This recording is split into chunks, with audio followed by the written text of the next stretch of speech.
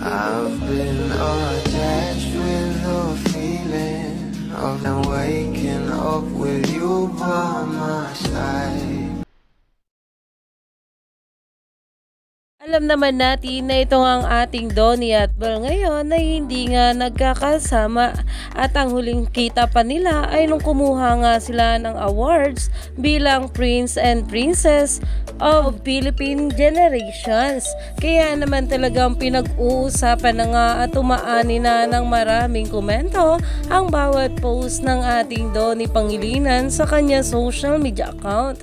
Nung magpunta nga itong ating Belle sa Magayon Festival ay nag-post nga siya nito habang nag-scuba diving nga sila ng kanyang pinsan at meron nga itong caption na "Look who showed up today." Meron ngang turtle dito at meron pa nga itong caption na "Me, hehe." At talaga namang umani nga agad ito ng maraming komento. Ayon nga dito, the story behind the snapping turtle, Don Belle diving, snorkeling together, holding hands under the water, and Belle suddenly saw a turtle. Donnie witnessed how B was amazed and shook. Now Donnie just missed diving with Belle and he saw a turtle. That's why. At talaga namang namimiss na nga rin na mabula ang mga ganitong kaganapan ng ating Donnie at Belle Mariano.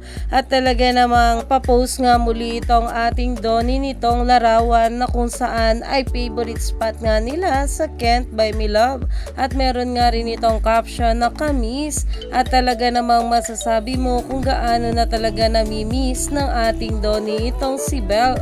Kaya naman stay tuned lang tayo for more updates sa ating couple.